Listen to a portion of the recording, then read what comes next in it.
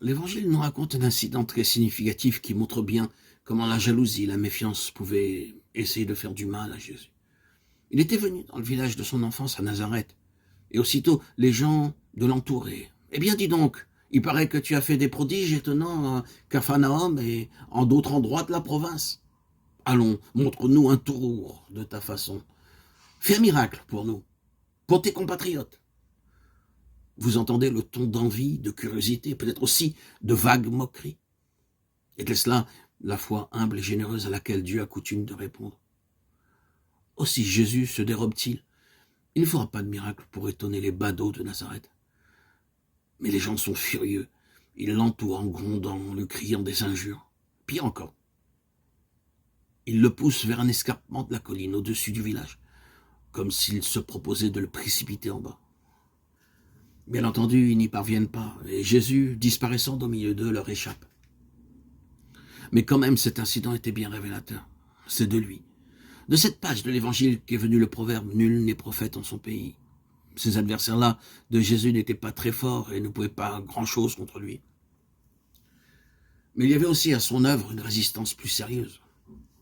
Elle venait de certains groupes de juifs qu'on appelait les pharisiens.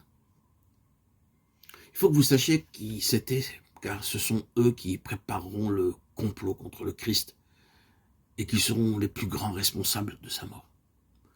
On appelait pharisiens des hommes qui se vantaient de pratiquer la religion mieux que tous les autres, qui mettaient, si vous voulez, leur orgueil à se montrer plus pieux, plus austère, plus recueilli, plus rigoureux que n'importe qui, du moins en apparence.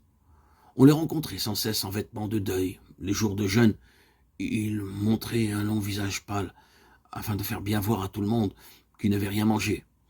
Au temple, ils se plaçaient bien à l'évidence, afin que chacun pût les admirer pendant qu'ils priaient. Et s'ils faisaient l'aumône, vous pouvez en être sûr, c'était en pleine rue, quand il y avait foule, pour que leur geste fût bien remarqué. Vous pensez si Jésus aimait cette attitude, lui qui enseignait toujours à ses amis d'être humble, discret, de prier le Seigneur du fond du cœur, mais sans chercher à se faire admirer d'autrui? Avez-vous remarqué que parmi vos camarades, ceux ou celles qui se vantent d'être meilleurs que les autres, plus généreux, plus religieux, sont presque toujours des hypocrites, et que leur belle attitude dissimule beaucoup de vilains défauts? Jésus ne se gênait pas pour le dire aux pharisiens. Par exemple, il les appelait sépulcres blanchis, les comparant à des tombeaux dont l'extérieur est bien propre, bien nettoyé, mais dont l'intérieur, quoi qu'on fasse, contient toujours une horrible pourriture. Ou encore, il racontait cette anecdote. Deux hommes montèrent au temple pour prier. L'un était un pharisien. Il se dirigea tout en avant, pour être bien vu de tous, et il commença à prier à voix haute. « Seigneur, je te rends grâce parce que tu m'as fait parfait. Je prie, je jeûne, je célèbre toutes les fêtes. Je n'ai pas de défaut.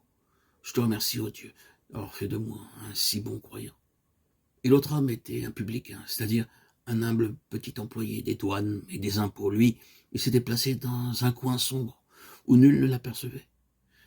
Et en silence du fond de son âme, il priait « Seigneur, ayez pitié de moi parce que je ne suis qu'un pécheur. » Et Jésus concluait « Lequel des deux aura eu sa prière exaucée par Dieu? » Certainement pas le premier, pas le pharisien. De telles observations, on l'imagine, sans peine, n'étaient pas faites pour plaire aux pharisiens. Et ils cherchaient donc à se venger du Jésus.